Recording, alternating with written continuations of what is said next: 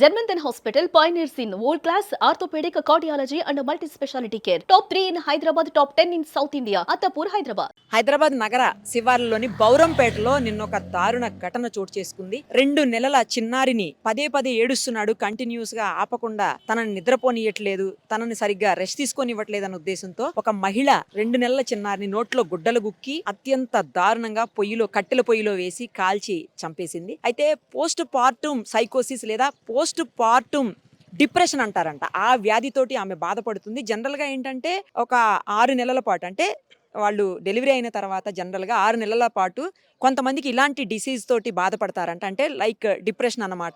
So అలాంటి డిసీజ్తో బాధపడడం వల్లనే ఆమె ఈ హత్యకు పాల్పడిందని చెప్తున్నారు. చిన్నారి తనని కంటిన్యూస్గా నిద్రపోనీయకుండా తనని ఇబ్బంది పెడుతున్నాడు, పిల్లోడు ఏడుస్తూ తనను కూడా ఇబ్బంది పెడుతున్నాడని, అలాగే తను తినడానికి కానీ నిద్రపోవడానికి కానీ రెస్ట్ తీసుకోవడానికి కానీ టైం దొరకట్లేదని చెప్పి ఆ డిప్రెషన్లో ఉన్నటువంటి ఆ మమత అనే మహిళ, మధ్యప్రదేశ్కి సంబంధించినటువంటి వ్యక్తి ఇక్కడ 2 నెలల క్రితమే వచ్చారని చెప్తున్నారు. డెలివరీ అక్కడే అయ్యి 2 నెలల క్రితమే ఇక్కడ వర్క్ చేయడానికి, అంటే ఒక నిర్మాణంలో ఉన్నటువంటి పెద్ద భవనం ఇది. ఆ భవనంలో కూలీ పనికి వచ్చారు. భర్త రాజేందర్, ఆమె ఇద్దరు కూడా 1 మంత్ బ్యాక్ వచ్చారని చెప్తున్నారు. సో ఇద్దరు కలిసి ఇక్కడ నివసిస్తున్నటువంటి పరిస్థితి. లోపల రూమ్లో కట్టెల పొయ్యి దగ్గర ఆ పిల్లోడికి నోట్లో గుడ్డలు గుక్కేసి మొత్తం కళ్ళు కూడా గంతలు కట్టేసి ఆ పిల్లోడిని తీసుకెళ్ళి ఆ పొయ్యిలో పడేసేసిందని చెప్తున్నారు. సో ఆ బాబు సగం కాలిపోయిన తర్వాత భర్త వచ్చి ఎందుకు ఈ పని చేశాను గబుక్కున పిల్లోడిని అప్పుడు బయటికి తీసేసరికి అప్పటికి ఆ బాబు చనిపోయాడు. ఎందుకు చేసావు ఈ పని అని అడిగితే అతని మీద కూడా అరవడము, అతన్ని కూడా గట్టిగా విచిత్రంగాను చాలా దారుణంగా ప్రవర్తించినటువంటి పరిస్థితి. వెంటనే పోలీసులకి ఇన్ఫార్మ్ చేస్తే పోలీసులు వచ్చేసి ఆమెని అరెస్ట్ చేసి తీసుకుని వెళ్ళారు. పోలీస్ స్టేషన్లో కూడా ఆమె వింతగా చాలా అగ్రెసివ్గా బిహేవ్ చేసిందని చెప్తా ఉన్నారు. అంటే ఇది ఒక మానసిక వ్యాధి. అలాంటి వాళ్ళని డెలివరీ అయిన దగ్గర నుంచి 6 నెలల పాటు జాగ్రత్తగా గమనించి మెడిసిన్ కనుక వాడితే ఇలాంటి ప్రాబ్లం ఉండదని చెప్పి డాక్టర్స్ చెప్తా ఉన్నారు. అయితే మరి అలాంటి డిప్రెషన్ తోటి అలాంటి వ్యాధితో బాధపడుతున్నటువంటి ఆమెను మరి అతను ఎందుకు అలా వదిలేశాడు, ఎందుకు హాస్పిటల్లో చూపించలేదు, ఎందుకు ట్రీట్మెంట్ తీసుకోలేదో మరి తెలియదు. 2 నెలల క్రితమే వాళ్ళు ఇక్కడికి వచ్చారని చెప్తున్నారు. నెల క్రితం, అంటే 2 నెలల క్రితం బాబు పుట్టాడు. నెల క్రితం అంటే బాబు అక్కడనే పుట్టాడు. నెల క్రితమే వాళ్ళు ఇక్కడికి వచ్చారు. కానీ ఎంత దారుణం, ఎంత డిప్రెషన్లో ఉంటే మాత్రం కన్న బిడ్డని, చిన్న పసిగుడ్డు 2 నెలల పిల్లోడిని ఎలా చంపాలనిపించింది, ఎలా కట్టి ఎత్తి పొయ్యిలో వేయటం, అంటే తన చేతులతో తాను చేసిందే కదా.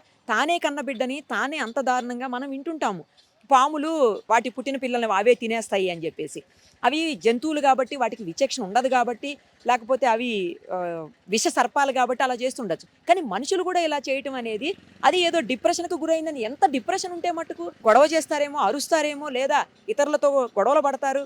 కానీ ఇంత దారుణంగా కన్న బిడ్డని వేరే వాళ్ళ మీదనన్నా దాడి చేస్తారేమో, కానీ కన్న బిడ్డ మీద, 2 నెలల పసిబిడ్డ మీద అంత కక్ష ఏంటి? నిద్రపోనీయట్లేదని చెప్పి, కేవలం నిద్రపోనీయట్లేదు, రెస్ట్ తీసుకోనీయట్లేదు, సరిగ్గా తినడానికి ఆమెకి సమయం దొరకట్లేదని చెప్పేసి బిడ్డను హత్య చేయటం ఏంటి? అసలు ఇలాంటి ఘటనని, అంటే కేవలం ఈ రీజన్తో తను తినడానికి, పడుకోవడానికి సమయం దొరకట్లేదు, ఈ పిల్లాడు కంటిన్యూస్గా ఏడవడం వల్ల అలాంటి సంఘటన, అంటే ఇలా దానివల్లే హత్య చేసినటువంటి సంఘటనని మేమైతే ఇప్పటి వరకు అసలు మీడియాలోనే చూడలేదు. మీడియాలో కాదు, అసలు ఎక్కడ జరిగి ఉండదు. మీడియాలో ఎన్ని సంవత్సరాలు అయినా కూడా మేము ఇలాంటి ఘటన చూడలేదు. చాలా చాలా బాధ అనిపిస్తుంది.